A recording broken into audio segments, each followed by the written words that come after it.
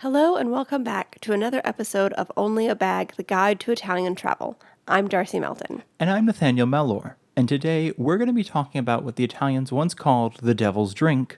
That's right, coffee. I don't Did know, I was they? trying to give a fun intro. Yes, they did actually. Wow, that's spicy. It is indeed. Well, not the Italians in general, but of the various kingdoms and duchies. I think it's called duchies. I Weirdly think enough, I I had to think look it up the is. pronunciation because it doesn't seem like it would be. It's like a dukedom or a duchy.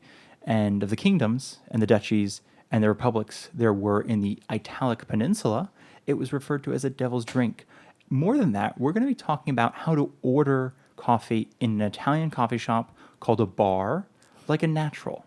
Because I don't know if anyone's, not that you're going to be a bad Italian, but I think Italians have that way of like sniffing out people who aren't Italian. So even if you just nail the pronunciation, they'll look down and see your tennis shoes and just be like, oh, you're not Italian.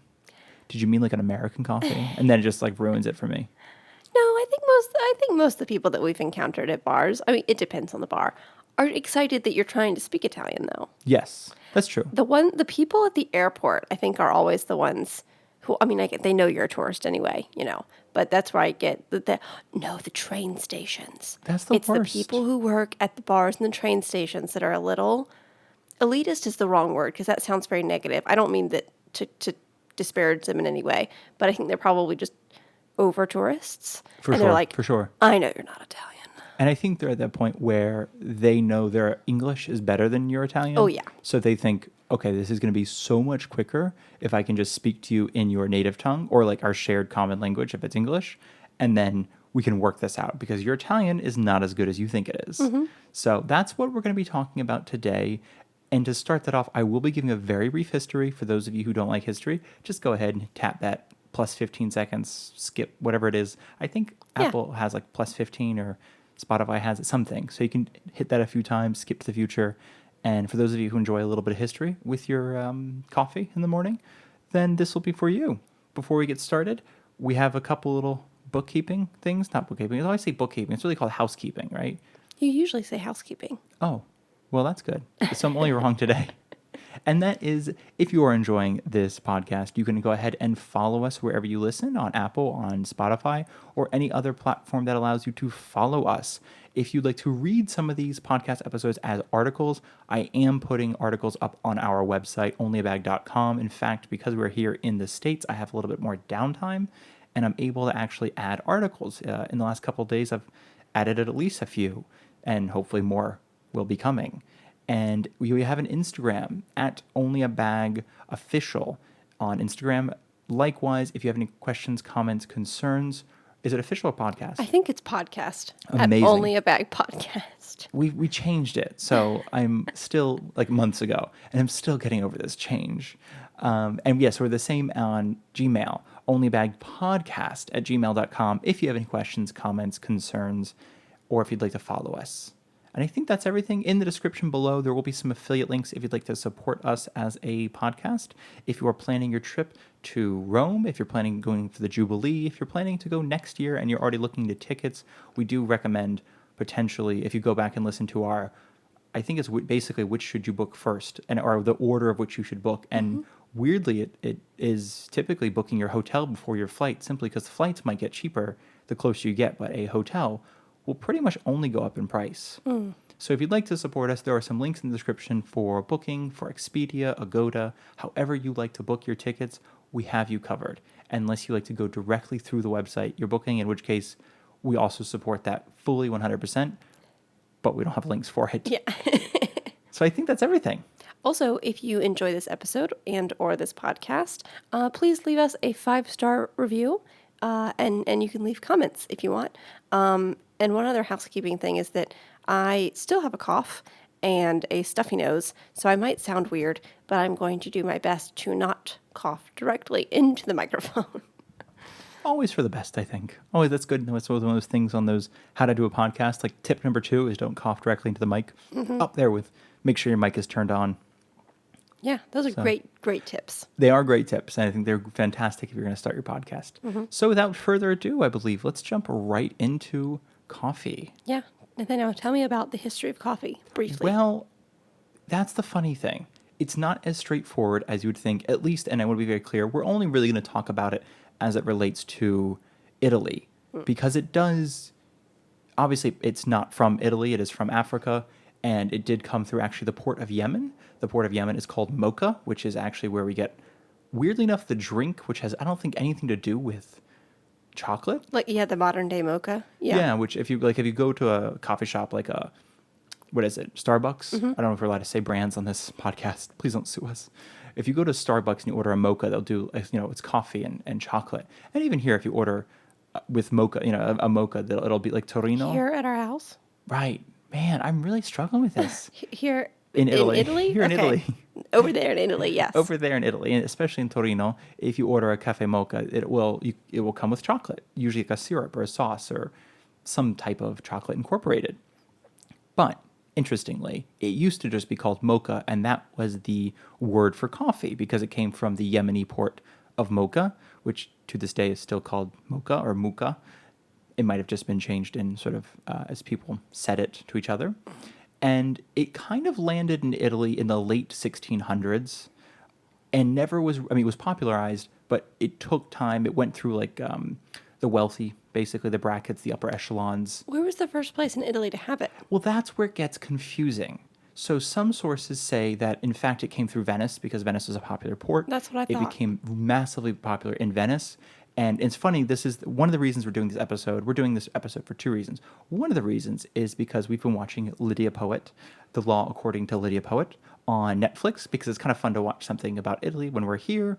Kind of reminds us of people speaking Italian, and we like to pretend that it keeps us up on our Italian. When it doesn't, we just get sucked into the story. I think it does. It helps me. It helps me form full sentences rather than just thinking of random Italian words here and there. That's a good point. Plus, it does help us call out when we are like, wait, that translation's not correct. Oh yeah, But it does. I feel so smart. It's like not an incorrect translation, or rather, it gets the point across. Right. But it might not be the right word. Yes. And so we've been watching this TV show, and one of the things they've been doing is drinking tea. And I think it was just introduced like, oh, have you tried coffee? What's that? And I think they actually even say coffee, not mocha, which I thought was interesting. They say cafe, not yeah. mocha, which I think at the time it would have been mocha. But they talk about it being from Venice. And it makes sense because at the time, this would have been early 1800s, at least in the late 1700s especially, between Venice and Torino, which is only important to this history because Torino is kind of basically where coffee explodes in terms of popularity, in terms of industrialization. There were the duchy, we figured out it's called duchy, right? I think we talked about that, yes. Of Milan. There was, I think, Modena. There was the Republic of Genoa. There was a few different like countries basically in between Venice and Torino. So even though today they're not that far separate, they were quite separated back in the day. They're on opposite sides of the country, but it's a skinny country. Exactly. And I think back in the day it would have been like two countries over. So it's not outside the realm of possibility that it would have taken 50 or 60 or 70 years. But you asked, where did it come into? Interestingly, there is a text from the Scuola Medico Salernitana, the medical school in Salerno, which is one of the oldest medical schools in the world. And in fact, I think the building's there, but the medical school is not. There is a depiction, a drawing of the coffee plant, talking about the benefits. What? And so a lot of Napolitano, people from Naples, basically say, no, it actually started in Naples and went up, not Venice and went down. In either case, it didn't really become a major drink until it was able to hit the mass market. And that would have actually been early 1900s. That long? That long, which is crazy Wow. because when you think about, for Americans, for instance, it really wasn't popularized even in America until World War II.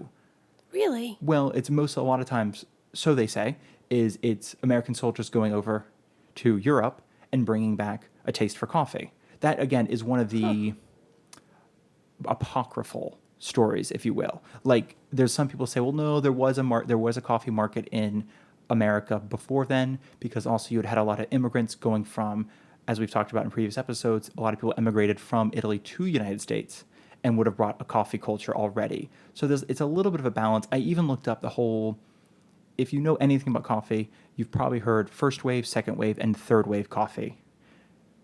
I tried looking up what those mean, and they're not as straightforward as you would think, because I think we've very briefly talked about this during the pizza episode. And we talked about first wave, second wave, and even now like fourth. We're getting into the fourth wave of pizza. And it's that same thing of like, what does that mean? Where are these lines being drawn? And first wave coffee is really just the coffee shops of Austria, coffee shops of Venice. And that's kind of a time-based thing, right? It It's was the initiation of coffee in culture, Yeah. And I think, but what it gets or confusing. European culture, at least, I guess I should say. Well, right, and that's the thing, because even in Italy, they were basically, it was referred to as Arab drink, like an Arab, like even the preparation, it was used originally used the Turkish coffee Right. pot That was makes sense. originally used until I think actually what became what you and I know as the mocha is Meaning the coffee percolator kind of style exactly thing. MOKA. It's kind of a percolator. You basically it has water in the bottom, a coffee basket. You screw on the top, and then it's basically hot water and steam and boiling water. Force water up through the basket into the top reservoir, and you have hot coffee. That mocha is derived from actually the same word mocha meaning coffee, meaning the port of Yemen, but that came from a an inventor, Turinese. Torinese, No, they don't say Turin. What am I talking about? Torino, somebody Turinese. from Turin, Okay, yeah. Turin, invented this and sold it to an aluminum merchant named another Bialetti. I think it's like Alfonso Bialetti. And if that name is sparking anything in some of our listeners, that is the name of a very famous brand of mocha. And that was one of the first ways to make it, but it's actually based off of if I'm not mistaken, a French invention in a very similar way. And the Napolitani, the people from Naples, had their own, and I looked it up. It's called the cafeteria, which also is Yeah, used in Italy. but they're not the same thing.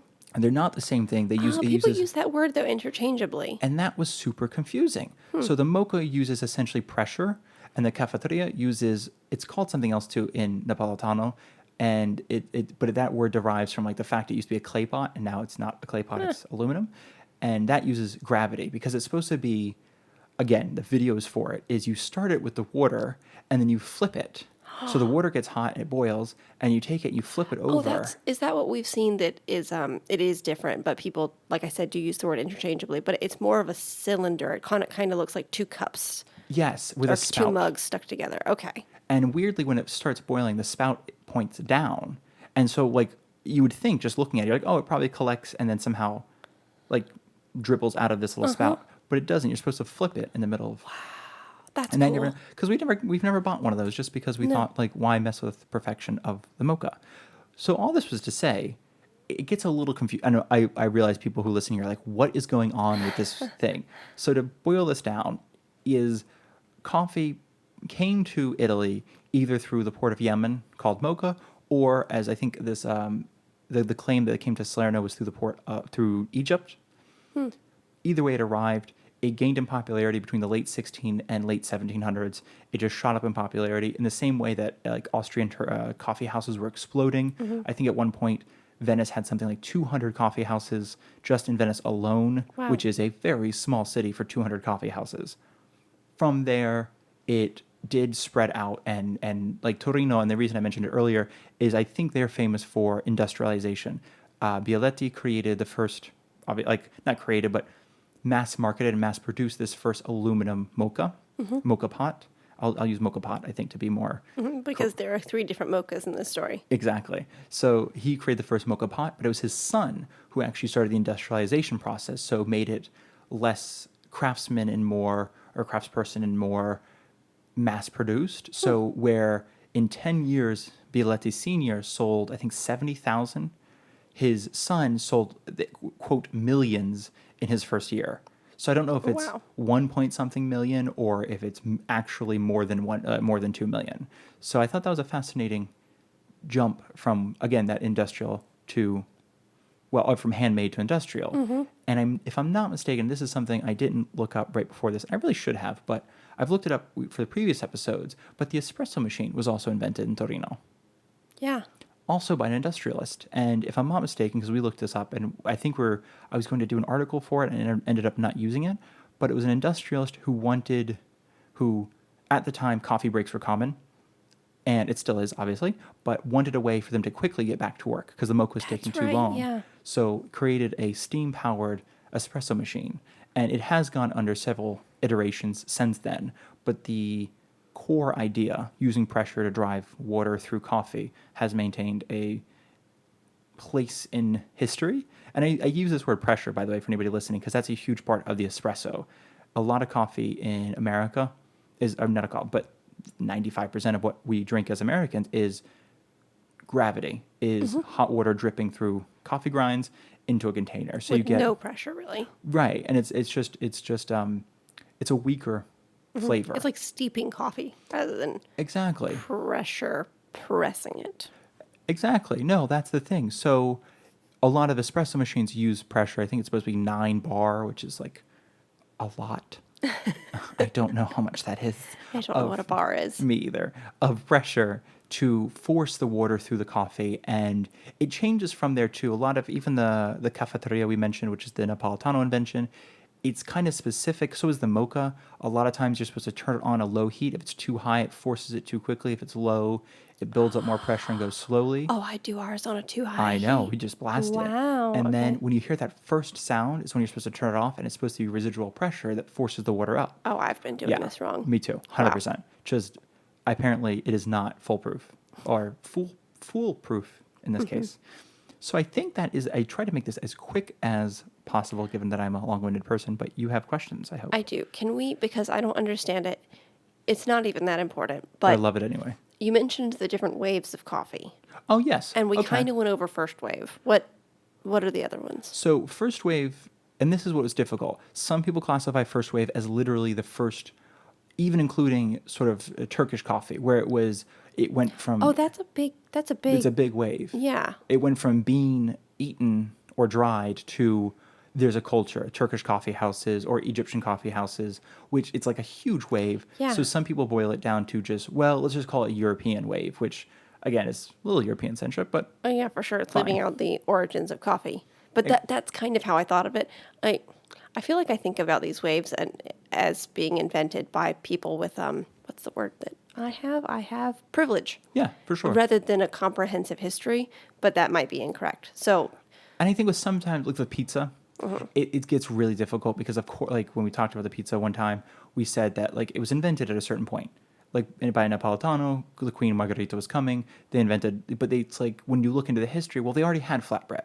And in fact, it was a very easy thing because you could bring bread out into the fields when you're farming tomatoes and you squish a little tomato on it, you pop a little basil on it, and there you go. that sounds amazing. Right?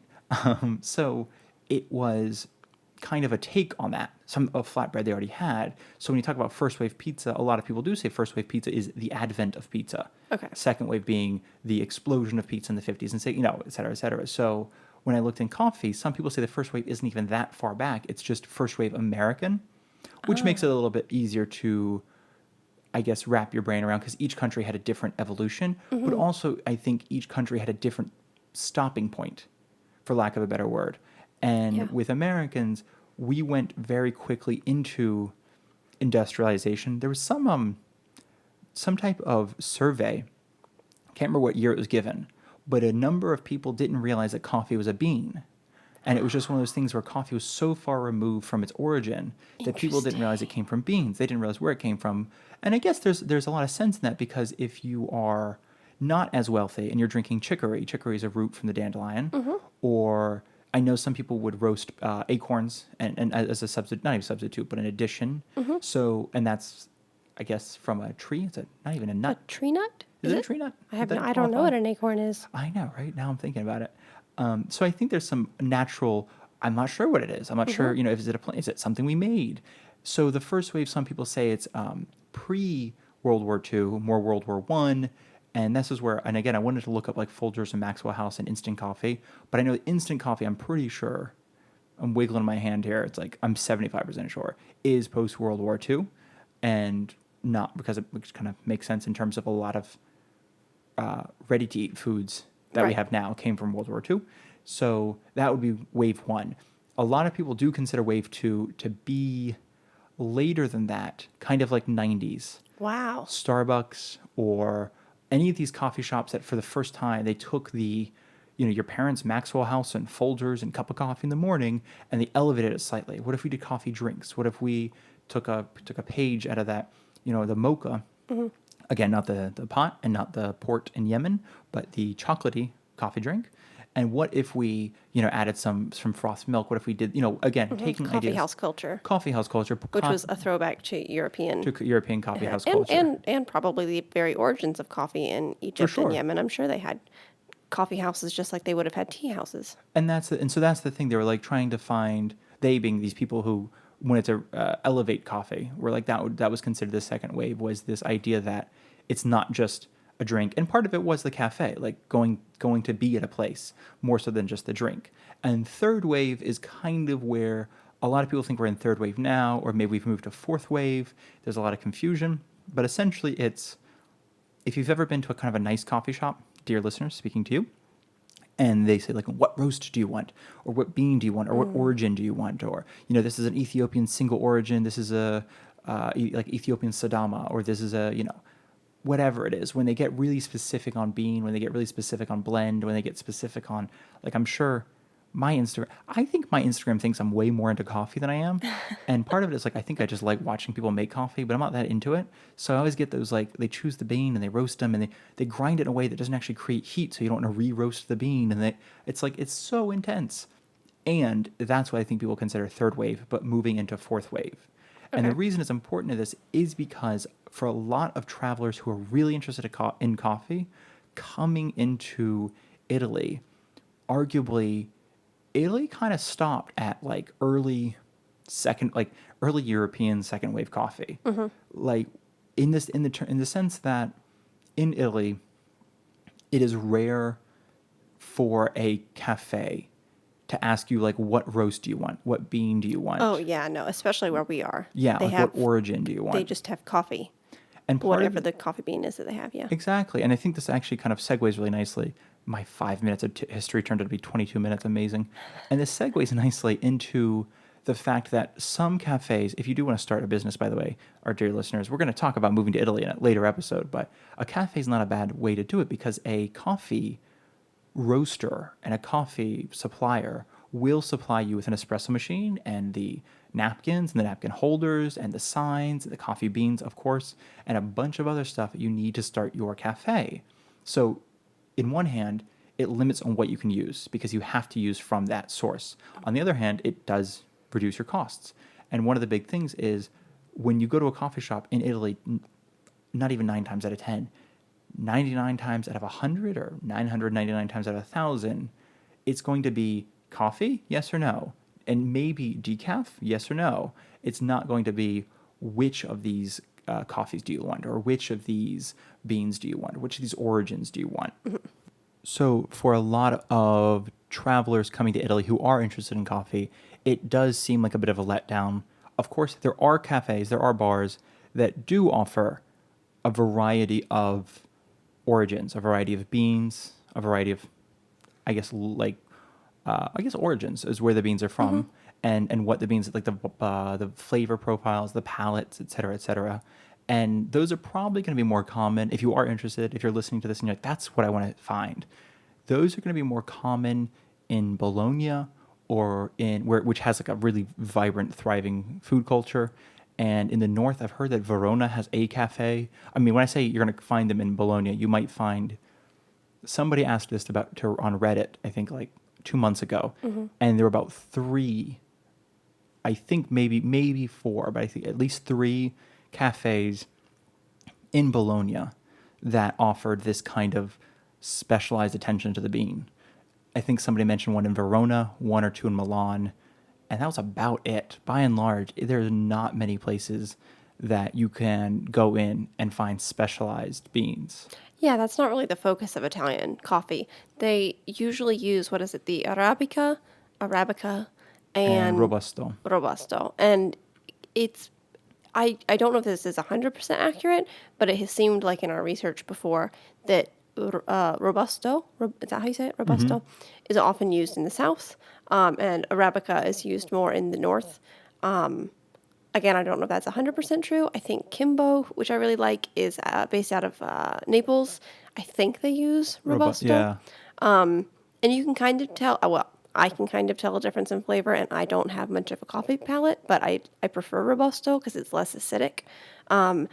But to me, that's where a lot of the specificity on bean Yes, stops for for sure. a lot of regular cafes. It's also, if I'm, because I know that like if you've ever gone to McDonald's, they make a huge deal out of using Arabica, and it is a more, it's a more difficult bean to cultivate. It grows higher. It has to be cooler, which means that as we have warmer summers and even warmer winters, it is more difficult to cultivate Arabica. So you have to go up higher, which obviously there are no coffee plants there currently. You have to grow coffee plants. It also, I think, has to grow in the shade. It can't grow in full sun. It's a very difficult plant to cultivate. On the other hand, Robusto is just Robust. ridiculously easy growing. And for a lot of people, they find, oh, Arabica has these really subtle, oh, it has like passion fruit and it has like moss and it has, sunlight. And for a lot of people, These are Robusto, flavors you're listing? yes. Okay. And for Robusto, it's like sawdust and, dirt in the corner of the room. I don't know. So I think people have these like really specific ideas of what the two beans taste like. And for you and I, we don't really, I think, have that tight a palate like that. No, but that's what I'm going to be thinking about now. 100%. I like the sawdust flavor. That's what I'm going for. I Well, like that, also, spider in the corner of the that's another room thing. vibe with my Brooding. coffee. Yeah. Yeah. Ashy. And well, I mean, and to be fair, even with the Arabica, Arabica. I'm trying to figure out how we say it in English.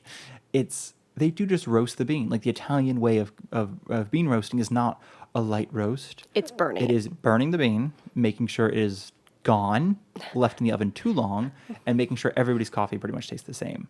So with that, like in that sort of sense, it is quite effective. And that's why I feel like they stopped at like their own version of second wave or even first wave or however you want to kind of detail it. They don't really go past that. And I know that like even we've talked about like my mom, we had this one on conversation. She's like, Italian coffee is the best in the world. And I'm like, for you, maybe. For us, we like it.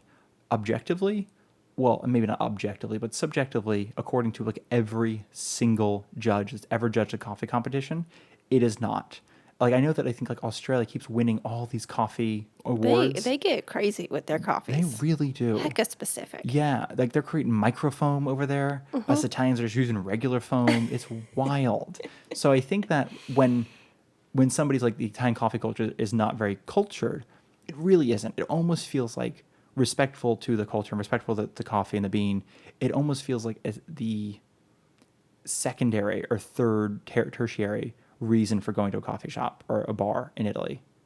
What? Well, because I feel like you're not. I mean, you kind of go there for seeing people. Yeah. You go there because you need a break from work. Yeah. You go there because you need a little hit of energy. Right. But it's like you're not there because you really want to enjoy your single origin Ethiopia Sidamo bean. Oh, no, but with, you're like, there hints of potentially lilac for and the flavor lemon. of the coffee because people like coffee and it also is nostalgic. So there's sure. a nice like tradition I think throughout the day of going for coffee. So I think people go for that flavor, but I don't think most people, like you're saying, go because they have single origin Ethiopian things and they know the person who picked them and that person was well paid and all that stuff. I mean, we're hoping that these are well paid. Yes, in this version farmers. of my mind, the person that is well paid, but I'm sure oftentimes they're not. Yeah. So with that being said, really high note there. We thought we could go quickly into how to order and then talking about the drinks. And the reason we wanted to do how to order first is because when we were first in Italy and even now, like, well, we're not currently in Italy, but some 6 years later, there can still be some confusion on how to order coffee, whether you should approach the bar, whether you should sit down and wait for somebody to take your order, whether you should pay and then order or order then pay. So can you take us through this mystery that is ordering in Italy? Well, yes, I can. I can't tell you exactly the one right way to do it because there isn't one. Like you just said, every bar does it differently. My way of doing it, because I am not that confident, but I'm working on it. I'm trying to project confidence. Is I go to the bar, and I try to make eye contact with the barista, the bartender person, and just order there. But there are, like you said, so sometimes you're asked to go to the register first, make your order, they give you a receipt, and then you take that receipt to the bar. On that note, I just want to say it's Yeah. one of the funniest things in the world sometimes when you go into an empty cafe, you go to the bar to order coffee, and they say, go to the register first. And you go over to the register, other side of the room. They give you a little receipt. You go back to the bar, and it's like, okay, what do you want? And I'm like, this guy. I could have just done this, but it's fine. That's fine. I love it, though. There's just a little sense of, like, there's bureaucracy at play, even, like, when it doesn't need to be, there is. Italians love tradition. They They like to absolutely do do. things the way they do things typically. That's a gross generalization, but that is what I've found. Yes. It's a very accurate generalization as well. I think this is the least common way is just going to sit down at a table. Yeah. Right? Yeah. I think that's very rarely have we seen that. And that's almost just not even strange, but it's almost, what's the word? Like, expectant. Like you're expecting them to come over and serve you. Because when we went to France, that was the weird, like that was even the French people we talked to were like, we have no idea how to order here. Like it's 50-50. You either sit down and someone takes your order or you go up and order and go sit down. Yeah. And they're like, there's no way to tell. There's no like hidden sign. There's no little mark on the tables. Nothing. It's just you have to. And I think one thing you and I were doing was we'd like wait for a second to see like, all right, what other people are going to do? Yeah. Oh, those people just sat down. Let's just go sit down. But then you're like, oh, those people just sat down. Those people made eye contact and they talked to someone. Those people, like, what? Sometimes there's no way to Rhyme and knowing. reason. Yeah. But I think you and I will always go check with someone. There's a sure. place in Rome which was like the fancy neighbor shop. What? The neighbor shop? That's not a word. I love that though. We're gonna go to the fancy neighbor shop. We're gonna buy a new neighbor. Ours sucks. The fancy coffee shop in the neighborhood that we went to occasionally. I think some of the regulars would just sit down. Yes. But because we were not regulars, we almost always went up to the register or found, because it was bustling. So they often had wait staff not wandering around. They were doing their job. They were very I love busy. they're just not sure what they're doing. We were wandering around, but we would check in with someone and say, can we sit? And that way at least someone knew that we were there and needed to order. Oh, you're talking about the fancy one Yeah. The with like fancy one. the French pastries. Yes. I was talking about Polo, the across the street where we just always went to the bar and had a thing. Oh, no, You're there I right, was though. confident. Yeah. Yes. Even And if that they were one, grumpy. well, they're very like, it was also very like, oh, this is like high class. Like everyone who's dressed here is dressed nicely. Yeah. Well, everyone is dressed. That makes it sound like some people are just undressed, but it meant everyone there is dressed nicely. And so there's always that thing like you want to fit in, but you also don't want to come across as like the, I don't know, ignorant tourist. Yeah, the bumbling tourist. Yeah. I'm like, I live here. I just go to the cafe across the street. So that's a good point though. Yeah. Yeah. There is- Okay. So walk up to the bar. That would be my number one suggestion. Number two, which is basically equal, you go to the register first, get a little receipt. Number three, less likely that this is going to be what you need to do. Just go sit down and wait for someone to come to find you. Yeah. I would say if you're one of those people like us who overthink things and you have a bit of social anxiety and you're not sure what to do, I would say step one, when you walk into a bar, if the cash register is at a different location entirely from the bar, and I don't mean like it's down the bar from the bar. I mean, because a lot of times when you pay at the cashier first, not always, but a lot of times it's off in the corner of the bar and you have to go It's a there. separate like podium area. Exactly. And then you take your little receipt and go to the bar. That also is more common in touristy areas, both in terms of a town and in terms like an area of Rome, but also if the town itself is quite touristy, they typically ask you that you pay first to prevent people from walking out. Every train station and airport that we've been to, you pay first. Yes. You go to the register first, and then you take your receipt. And that's, I think, less potentially even for people paying and more just for the, if you don't know, like you have one person who speaks English, Yeah. you stick them on cash Yes. register and then everyone else can just read the receipt. And so I think that's a good one. And then if the cash register is near the bar or if you can't see the cash register, just go to the bar. But I think a great fallback is just if you don't know what to do, go to the bar, order a drink. And they will tell you, oh, actually, buy it first or receipt or get something to let me know that you purchased this. And then the sitting one, as a heads up, as you mentioned sitting a few times, not where we were in, oh, actually, no, I think you actually get charged for that too. At the fancy one. There's a co-patch there, Yeah, yeah. typically there's a sitting fee. So if you really need to sit somewhere and take a load off and chill, you can do so at a cafe, but you will be paying to sit there. I think you and I typically recommend if you need a coffee, make that separate from your sitting thing, unless you're planning on sitting there for like an hour and really Yeah. enjoying it. Or if you just have the money and you really want to chill out and have, your Italian holiday. This is how you can tell that I'm going to be weird with money, because I might have all the money in the world and they charge me $3 to sit. I'm like, to sit? And I'm going to go back to the bar. Yeah, but sometimes you're like, Darcy, this place looks really Yes, fancy, that's a good and point. I'm feeling like I want to, splash out some money today. Yeah, Here's three that's a good extra point. dollars. I like to sometimes sit in really fancy cafes and pretend we're going back to like our Cape Cod house afterwards. Even though it's not in Rome, I just like to think that like, oh, our palazzo's waiting for us after this. You also often default to Paris. I do. That's a good point. You're like, oh yes, and then sometimes you affect an accent. Oh, 100%. Yeah, like not my American accent. I know. I get really wild with it. Yep. So if you ever see me out and about wondering what I'm doing, I'm just pretending I'm somewhere He's else. just being a goober. So with that all being said, so now you have an idea of how to order, which is essentially go up to the bar and order, or go to the cash register first, or sit down if you want to sit down. But Likewise, paying is also somewhat confusing. If you are sitting down, you should probably go up to the register to pay, not wait for your waiter or waitress person to come give you a bill. Yeah. Sometimes when you take a drink at the bar, you also pay at the register. Other times when you take a drink at the bar, you just put your money down on top of the bar. I would just watch what other people do if there's other people in the bar and go with that. This is super silly, but in case you're at one of those bars that has a cup, like a drinking glass full of water and some change in there, that is not where you put your money. That is for tips. Yes. So you have to actually pay them, and then Is it for tips? I never understood what that was for. I think it's for people who don't want that 5 or 10 cents back, and they just toss it in there. I thought that was like they were collecting it for the saints or the church. No, or I think it's for them. I something. think it's there for their pockets. But I think the water is to keep people from stealing Mary's it. pennies. It's Mary's Pennies? Yeah. I love that. You should totally start like a charity called Mary's Pennies. Okay. It sounds kind of like, I don't know, it sounds very like, oh, Mary's Pennies. Like a very light thing you say when you're like stub your toe. Oh, Mary's Pennies. Oh, that sounds adorable. Right? Yeah. No one's going to get in trouble for that. So, Darcy, tell us what kind of coffee drinks there are. Okay. Give us like the 8 most common. Yes. Okay. So, cafe is Beautiful.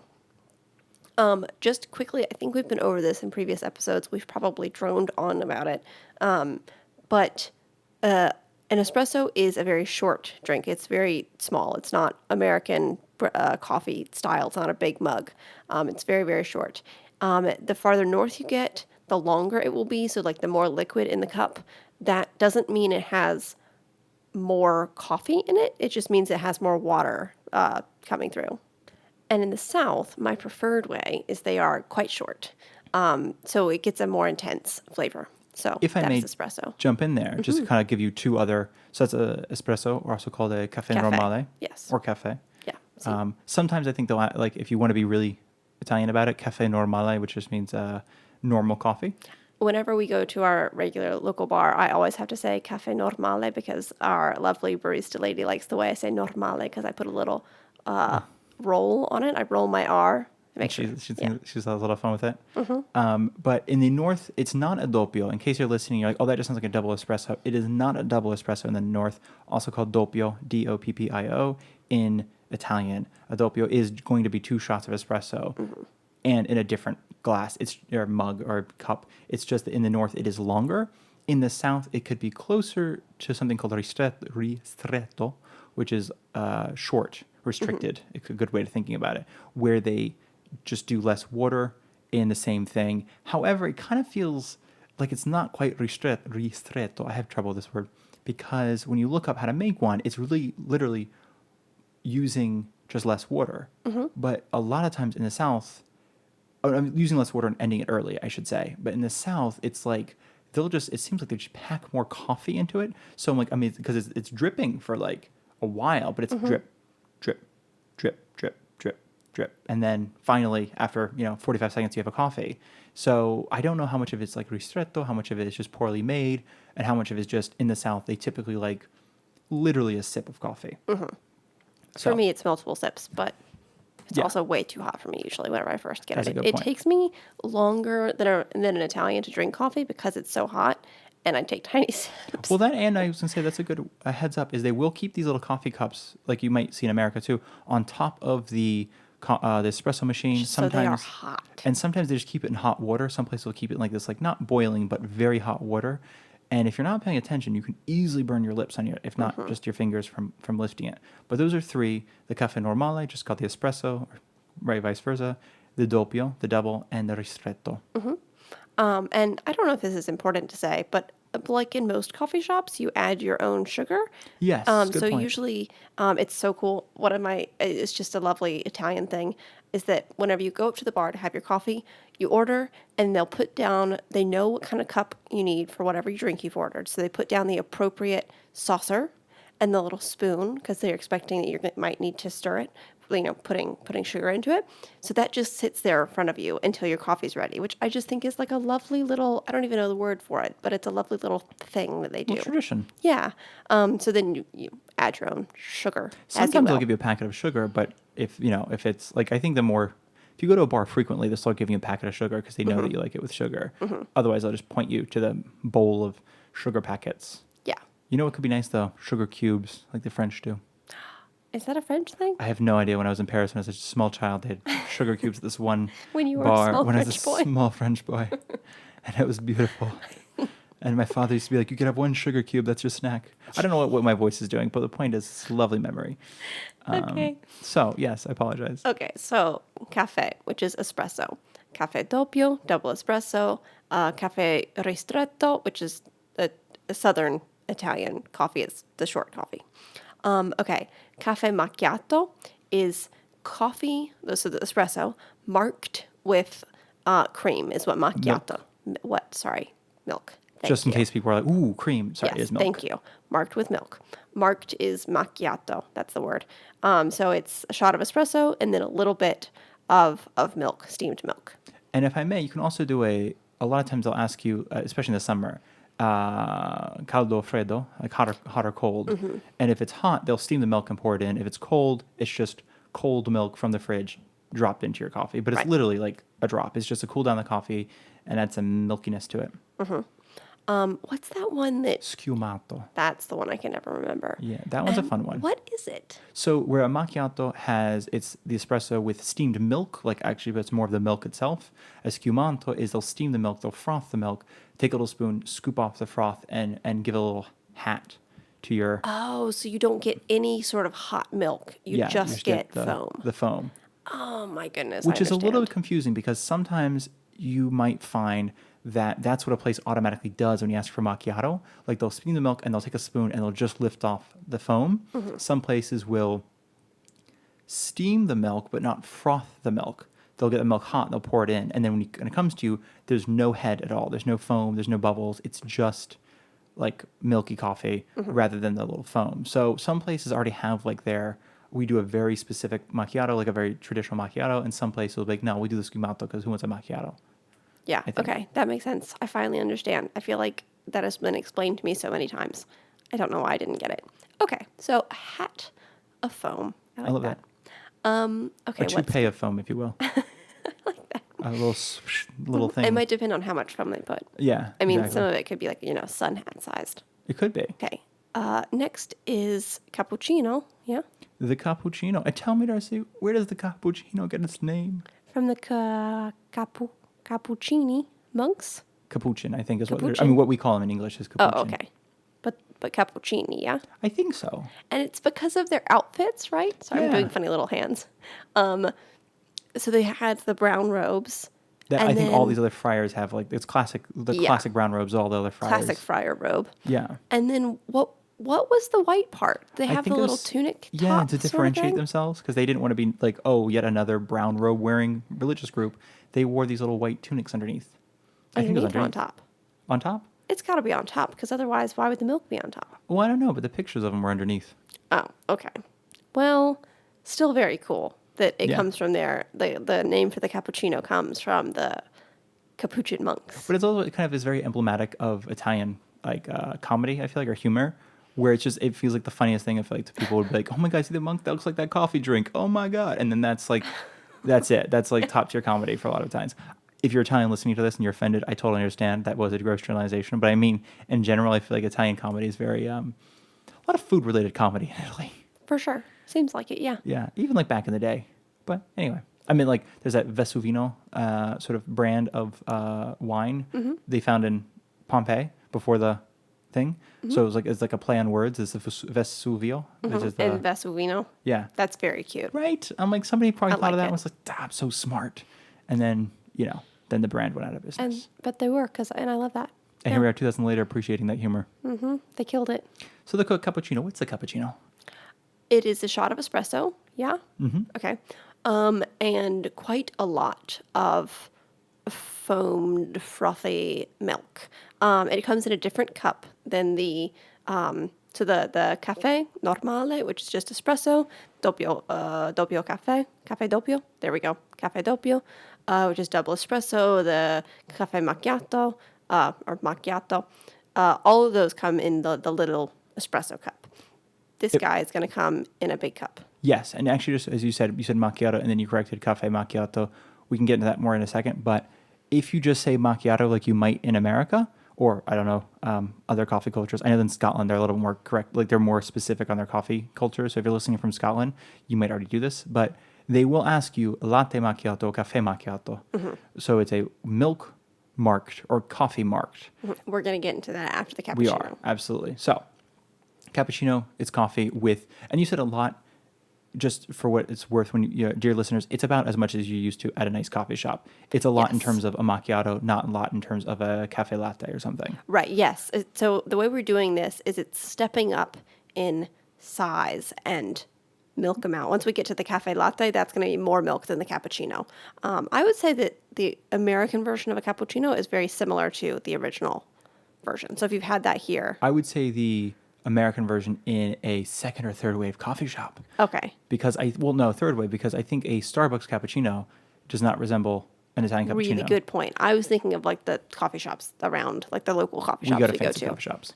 They're not fancy, they're just coffee shops. Well, they're fancier than Starbucks. Okay. Well, I'm thinking if we were from, like, I don't know, a place that doesn't have a nice coffee shop and we think of Starbucks as a nice coffee shop, Yes. it would be incorrect going to Italy. It would be like, what is this weird drink that you Yes. gave me? And there's not very much of it. Thank you. Okay, so yes. So the cappuccino comes with more milk than coffee, certainly. And some of the places, they'll put like a little sprinkle of chocolate on the top just for fun. Just for flavor. I Yeah. like it. And usually I think people started doing it more with you than with me. And it was mostly, they were just like, when it happened, they were like so tickled. They were like, do you want some chocolate on the top? And they'd have this little like mischievous smile, like they were being so bad. I would love chocolate on the top. Yeah. Thank you so much for That's offering. so cute. Well, because you were like you don't really like milk on a lot of your stuff. No. And you're trying to be like a proper Italian. So if it's too late in the day, you're like, oh, cappuccino, I think not. Mm-hmm. But me, I'm thinking it's 4:00, it's cappuccino time. And when they say, would you like some chocolate? I'm like, yes, let's make this a snack. So put some chocolate on top. I'll get some biscuits. We'll have a whole thing. Yeah, that is how you do it. Yes. Okay, so latte macchiato versus the cafe macchiato. So the cafe macchiato is coffee marked with milk. The latte macchiato is milk marked with coffee. So it comes in a glass, really. Yeah, like a drinking glass. We've moved up from tiny espresso cup to cappuccino cup, which is kind of like almost a mug size, American mug size. And now we're in a glass. So it's basically a glass of hot, frothy milk. I mean, a bit of foam on top, and then hot milk, and then a shot of espresso. Yeah, no, exactly. And how is that different from just the cafe latte? I don't know what the difference is. If I'm not mistaken, it's just the amount of milk. I think a latte macchiato just has more milk than a cafe latte. Because in America, when we think latte, I think too, when I worked at a coffee shop, there were very specific amounts. Like where we worked was always You pulling worked at like sixth wave coffee shop. I think it was just... They were That very was- specific. Well, they're specific, but I think in the same way that like all these nice ones are. Again, I was a waiter of food. I was not a maker of coffee. Barista. But they were telling us like we had to know these amounts because like if people asked us, we couldn't just go to the barista and ask. So we had to be really direct. And it was like an espresso should be 1 ounce, and we always poured doubles, so it was always 2 ounces. A macchiato should be 2 ounces of milk to 2 ounces of espresso. A cappuccino or flat white should be, I think it was 4 and 2, like 4 ounces of milk to 2 ounces. Or yeah, 4 and 2, and then a latte was 8 and 2. So 8 ounces of milk and then 2 ounces of coffee, Okay. something like that. So it was always kind of like a very specific amount, and it was all based on. They always did it based on weight. So it was like they measured. They had, they'd make your coffee on a little scale, so they would know how much 2 ounces of coffee is. That way, because it's like if you did it based on like if you kind of froth milk and you're like, sometimes I really frothed and sometimes I didn't. People might feel like, man, I didn't get that much. Like I got a lot of bubbles this time. So if you did it based on weight, everybody would get the same amount, even if like it didn't look the same. So that was their little fancy way of doing it. And this was in America, just to be clear. This was in America. Yes. So that is the cafe latte. It's also a little bit, just for those of you who are still listening, wondering, why am I listening to this? We don't have cafe au lait in Italy. No, That's a French thing. But when you order one in America, that's usually, like, a lot of places consider that a regular drip coffee, American drip coffee with steamed milk. But when you order one in France, or I think even in Germany, they have cafe au lait, it's usually espresso with steamed milk. That's what they like. A French calls it cafe au lait, Italy calls it cafe latte, but America has a latte, which is what you and I consider latte, espresso with steamed milk, and then a cafe au lait, which is drip coffee and steamed milk. Wow. It gets super confusing. And so people listening are probably like, I don't know what any of this means. But for those of you who do have a specific coffee order and who kind of want to keep something similar while you're traveling and want it to be your coffee, that makes perfect sense. Okay. Yeah. Are there any other? I have 2 specialty coffee things that I'm thinking of that I wanted to just briefly mention. Yeah. Did we cover all of the sort of regular coffee drinks? I think we got except unless you're going to talk about like Luongo or the Americano or. No, you do that. Okay, so basically Americano. Okay, there's some ridiculous differences, and they're not really real differences, but it's because I think one's a cafe longo, which is it's a long pulled coffee, and it can be kind of long. Like if you just want a slightly watery espresso because you're not a fan of the bitter flavor, you're like, just give me a little bit more water, give me a little something to work with. Beautiful, perfect. It's called a cafe luongo, cafe long. Longo. Yeah. Not longo. I think it's Luongo. Oh, okay. And then there is the Cafe Americano, which is supposed to be coffee for American tastes, which is not the same depending on where you go. It's supposed to be an espresso, and they steam, like they basically take water and put it in the little steamer, the little steaming wand. The milk frother. The milk wand, yeah, the frothing wand. Some places will just have boiling water, and they pour that into the espresso. So it's not a long coffee. It is hot water and a straight espresso, which it's a very minor difference, I think, because I'm like, just leave it on long, let more coffee flavor come through. But Italians get really weird about like how long water goes to the Yeah, I would coffee imagine basket. that the Cafe Americano would be just a larger amount of liquid. It's very watered down espresso Yeah. versus progressively worse coffee coming out of the basket. Okay. I think is a fair way to put it. So those are, if you are looking for the closest you can find to an American cup. Unfortunately, Americano is it. It is garbage compared to an American cup of coffee, I'll be honest, because sometimes I like American cup of coffee. That's a classic. It's simple. I can do stuff with it. I can put milk in it, like sugar or cream or whatever, and I can have fun with it. And with an Americano, it's not. It's just a disappointment. It's just sort It's just sad espresso. It's just sad espresso.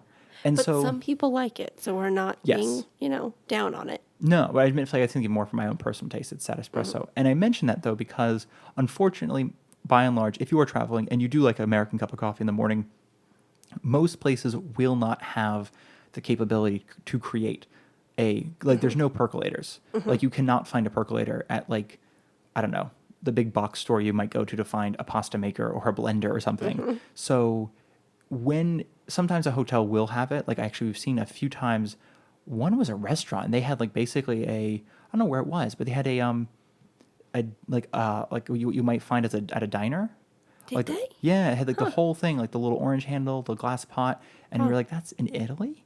It was kind of classic, and again, it was for the American tastes, and some like I think maybe like a Hilton or a Holiday Inn might have an American coffee station if you like that American coffee. Unfortunately, that's probably gonna be it. It's gonna be even difficult for you to make it at home because, I mean, not at home, but if you rent an Airbnb or you can try to make it at the kitchenette in your hotel room, it's still not going to be the same. So if that's something that means a lot to you. I think a lot of people, if you're staying for a long time, if you're staying in someone's house, or if you have access to a kitchen, essentially, if you make a coffee with a mocha, that can taste quite similar to an American cup of coffee. Like if you use actually. I think it's a 4 cup, or Yeah. what's the big guy? Well, they go up to I think 12 or 16 or something. Okay. Well, we have a 4 cup. Is what we Okay. use. So the 4 cup will make about the size of one regular American coffee, And if you liquid put like wise. half the amount of coffee in that basket, it will. You're right. It will come out tasting very much like an American cup of coffee. And then if you're 2 people, the 8 cup, it's a big guy. That comes out to about 2 American-sized cups of coffee. So I think that's the closest you can get if you have access to that. But if you're somebody who likes milk in their coffee, a cappuccino, cafe latte Exactly. is Yeah. gonna latte macchiato. Any of those will get you, I think, to a very similar flavor and with a similar amount of liquid that you'll be feeling comfortable. Yes. So what are your 2 fun ones? Okay, so these are so one you can find at many coffee shops. It's the it's like a coffee frosty, like frosties you Yeah, get at Cafe Wendy's. Fredo kind of thing. Yeah, Yeah. Cafe Fredo. It's in this like it's an icy machine. What is it like I the think that's pretty much exactly what yeah. it is. And they're not like made in house. It's like a factory made sort of beverage thing, but it is quite fun for the summer. So it's a cold coffee. It's a lot like a soft, not even It's almost soft like serve. it's a little bit thinner than soft serve, but it's served with a If spoon. you've been to Wendy's, it is very much like their Frosties, but coffee flavored. I love that. And then the other one is the Cafe Granita, Oh yeah. which is Okay. not usually served at cafes. Some restaurants will have it, and then some like more specialty coffee shops will have it. But it's ice. Shaved ice, Yeah, basically. thank you. Shaved ice is not ice chips. Shaved ice with espresso, And cold. a ton of sugar. Yeah, lots of sugar, and they put cream, like whipped panna, which is like whipped cream. Oh, so lovely. I will say there are other fun ones too. I know they like in the summer especially they will start like a lot of cafes will make they'll pour a hot espresso or pull a hot espresso and then pour it over ice and sometimes they'll ask you ahead of time like do you want this sweet because they'll put sugar in the espresso as they pull it, stir it, dump it in ice and either shake it, there's the shakerato thing. Sometimes they'll do that at cafes in Italy, sometimes they won't. Sometimes they pour it over ice and give it to you. And as we mentioned, I think before, maybe I didn't quite touch on it, but in Torino is very famous for chocolate and coffee. And they have lots of different They have kinds. so many kinds. Yeah. And I mean, if you like chocolate, if you like coffee, if you like the two together, you should absolutely visit Torino, especially in the winter. That's when it seems to really pop off. The only other fun one I can think of that is actually common enough to have been viewed that we've seen pretty much all throughout Italy is the caffè con panna. Oh, yes. And that is essentially an espresso with whipped cream, really sweet whipped cream. And they kind of just take a little thing and like You may plop have it on seen top. like it's gone viral on like Instagram and social media. There's a shop, a particular one in Florence that I think got Yeah, famous true. for it, where Yeah, yeah. they do the panna on like 4 sides of the cup, and then they put that under the espresso machine and make the espresso into that. Yeah. Usually they'll pull the espresso and then put the panna on top. Yeah. Yes. Okay. Yes. It's a little It's- like spoonful thing. Yeah. It's delicious. It is. It's fantastic. And I think that's pretty much I mean, there's going to be other coffee drinks you might run into that are going to be specific. Like there are the cafe ginseng, which is coffee with the ginseng extract.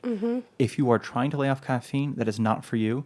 That's for people who want ginseng in their coffee. But there is also orzo, Orzo. If you are somebody who can't have caffeine but do want to kind of be a part of the festivities, that is a barley-based coffee substitute. No caffeine, no coffee. It's just like a dark drink. It's I guess it's kind of similar to chicory. You And sure it doesn't have caffeine? It's not supposed to. Okay. At least when I did look that up. Okay, cool. Because I wanted to give like one option because I know that you and I had in various times throughout the years have done no coffee. And then once I think I was doing ginseng because I didn't realize it was called cafe ginseng. I thought it was called ginseng. And I was And like, you this were is just really really jacked up. good. I was like, so good. Like it's super like clean energy. It is not. It is coffee. There's decaffeinato, which is decaf. I will say that almost everywhere should have decaf, but not always. Like we know some coffee shops that just don't have decaf because it's not worth it for a lot of coffee shops to keep that bean in stock, for lack of a better word.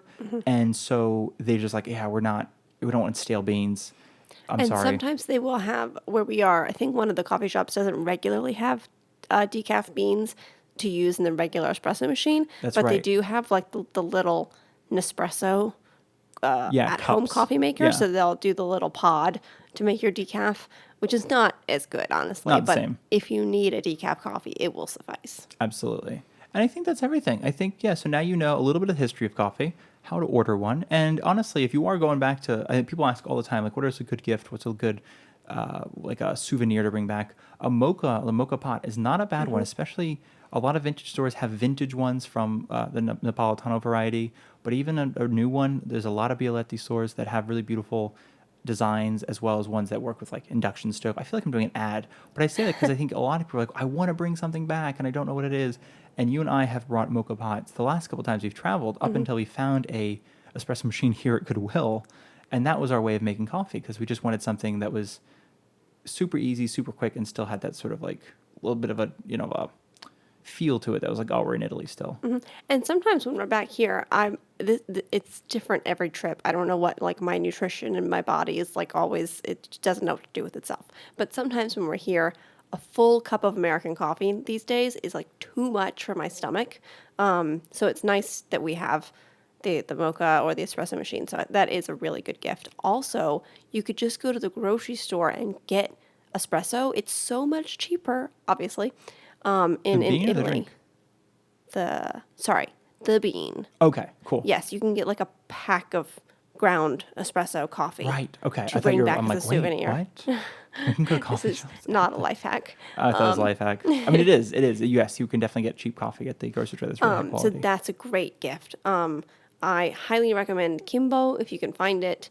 That is like the more southern flavor of coffee, but there's lots of different brands. I would only not recommend Illy or or Lavazza because those are both you can find in America for fairly affordable prices. Kimbo's much more difficult to find. I think we've only ever seen it at Home Goods of all places. Yeah. Because they'll sometimes have like their little special sections. But there's a lot of other like more local ones or just smaller brands that are like not native to Italy, but only sold in Italy. And usually they're vacuum sealed bags, so they're easy thing Easy to to bring transport. back. And I think that's everything. The only other thought I didn't have anywhere to put it in. It's just a kind of interesting note. And because you mentioned feeling really overwhelmed with coffee here sometimes because you have a lot and you're like, wow, that's a lot of caffeine. Is Trieste in northern Italy is actually they consume the most cups of coffee per person in Italy. They consume roughly one person will consume 1,500 cups in a year. How many is that a day? Did you do the math? 4 roughly. Oh, that seems normal. That's what I said. I was like 1,500 a No, year. where did they do? They didn't do And the then I was test like, okay, in that's- southern Italy. Right. I'm like, because there's a minimum of 3 coffee hours, right? Yeah, no, they didn't do this test No. properly. Absolutely That's not. what I was thinking. Okay, No. so No, people in southern Italy consume at least 4 cups of coffee regularly a day. that's what I was thinking. But Trieste does have, I'm not mistaken, it's Illy that's based out of Trieste. They have like a coffee college there. If I know Well, it's actually that's fancy. cool. Well, that goes back to something we've talked about. I think in the past that like certain jobs that I think in America we consider like a stepping stone to a quote unquote real job, like being a barista or working as a server. In Italy, there's a college for it, and it's a highly not decorated, but certainly something that's like you It's have to study for, respected. respected. And so they have a college in Trieste for specifically people who want to learn coffee. And it's not just like how to pull coffee, but it's a lot of it goes into the acidity and why, they think the longer you pull it, the things that come out of coffee versus the shorter versus, I mean, it's some things like die too quickly if there's too much boiling water going through. So that's why you don't want to pull, Wow, I mean, it's that's really cool. quite intense. They go a lot into the science of it. So if you're interested in going to college in Trieste, which is quite a beautiful city, it's north of, it's basically Slovakia. It's north of Venice as it kind of goes around the curve. It's really like a 15-minute walk from Slovakia or Slovenia. Might be Slovenia now that I'm thinking about it. I think it might be. So if it's really close to Slovenia, which has great wine, if you're interested in wine and Trieste and coffee. And with that being said, I think that's our episode. I think that was really good. Yeah, we managed to do this in nowhere near under an hour. Beautiful. Maybe we just need more coffee. That's for next time. I think I spoke really fast there at some points, so I need to work on that. And that all being said, if you guys are interested in hearing or reading about any of this, we do have articles on the website. I should have mentioned this earlier. I write the articles, and I have a more sarcastic way of writing than I do speaking.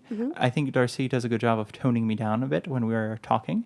And when I'm writing articles, I go quite tongue-in-cheek and quite sarcastic. So if some of these articles are feeling like, wow, I just wrote one on the star system in Italy, the hotel rating system. And essentially, I think it starts like, it's one of the most useless things you'll ever encounter in Italy, mainly because it doesn't really tell you anything about the hotel. Like you think it does, and then you realize it doesn't really. It just kind of gives you a stepping stone as to know who has a parking lot.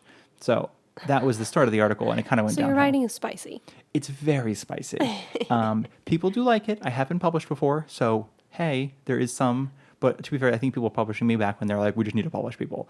We have to publish an article a day. No, I like your writing, but you're Thank right. you. It is a bit different than the way you talk. So if you think I'm being really harsh, just know that this is just my way of writing. It doesn't really reflect it reflects my opinion, but a much more ramped up version, I think. It's for flavor. And so that's our website, onlyabag.com. We also have an Instagram. Darcy, what's our Instagram? Because I just said it wrong. Only a Bag Podcast, I Yes, believe. It is. Yes, it is. And that is also our email, onlyabagpodcast@gmail.com. You can reach out if you have any questions, any episode suggestions. If you listen to this and still don't understand what other coffee options are and you need assistance, you can let us know. Absolutely. Send you a list. We're happy to help. And with all that being said, thank you so much. If you'd like to support us, there are some affiliate links in the description that you can use. And I guess for your vacation, for your stay, for your trip, it will help us out, help with the show, help us out personally, because we are the show. And I mean, we don't have a producer. It's just us in the background. We don't have like Paul, the producer. So Nope. It's just us. We don't have a Paul yet. Not yet. One day. Paulina, Paul, somebody. So with all that being said, thank you all so much for listening to yet another episode of Only a Bag, the guide to Italian travel. I have been Nathaniel Malor. And I've been Darcy Melton. And that's the second time we tried that outro. Let's see how well we can go with it.